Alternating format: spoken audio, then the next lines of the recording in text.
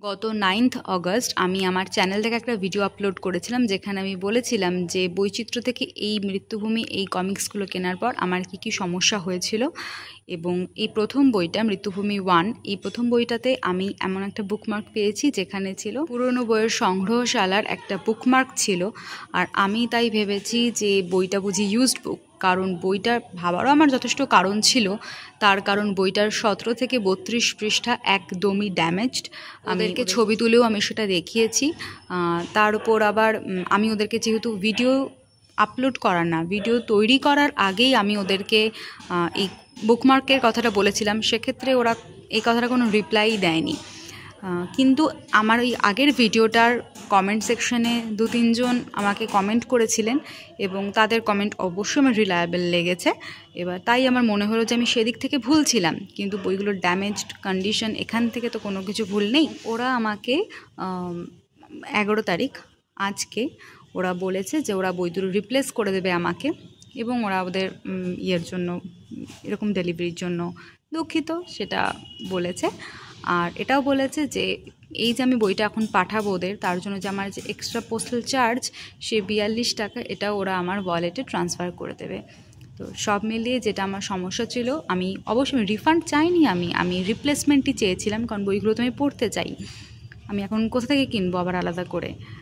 তো তার জন্য ওরা আমাকে রিপ্লেস করে দিচ্ছে, যেটার জন্য আমার যে সমস্যাটা ছিল সেটা সম্পূর্ণ সমাধান হলো। আমার 9th অগাস্টের ভিডিওটার সমস্ত থাম্বনেইল ক্যাপশন চেঞ্জ করে দিয়েছি, কারণ ভুলটা কিছুটা আমার বোঝার ভুল ছিল, ওদেরও ভুল ছিল, কিন্তু স্টিল যেহেতু আমি ভিডিওটা আপলোড করে দিয়েছি আর মানুষজন যেহেতু দেখেছে ভিডিও, আমার চ্যানেলে অত ভিউজ কোনো দিন আসে না। আর আমি চাই না কোনো নেগেটিভ দিক থেকে বা নেগেটিভ কোনো ভিডিও বানিয়ে তারপর আমি ভিউজ আসবে না, সেটা একদমই নয়। আশা করি এই ভিডিওটাও মানুষজন দেখবে। যারা যারা আগে শেয়ার করেছিলেন তারাও হয়তো এই ভিডিওটাও তাদের বন্ধু বা যেখানে শেয়ার করেছিলেন সেখানে শেয়ার করে অন্তত তারা যাতে পজিটিভ দিকটাও যাতে জানতে পারে। আর বই দুটো আমি যখন আবার নতুন করে হাতে পাবো তখন আর নতুন করে কোনো ভিডিও বানাবো না। সব শেষে আমার যখন সবকটা বই হাতে পাবো, আমি যখন আবার ভালো করে পড়বো, তখন এই সমস্ত কেওটিক কথাবার্তা বাদ দিয়ে আপনারা আমার কাছে যেমন রিভিউ পান তেমন রিভিউ আপনারা 4টে বের আবার পাবেন। কিন্তু এই সংক্রান্ত আমি আর কোনো কথা বলবো না। আরেকটা কথা, সেটা হচ্ছে আপনারা যদি কেউ অনলাইন থেকে বই কেনেন, আমি আজকে একটা ভিডিও আপলোড করেছি সেখানেও আমাকে জানতে চেয়েছেন যে অনলাইনে বই কোথা থেকে ভালো কেনা যায়।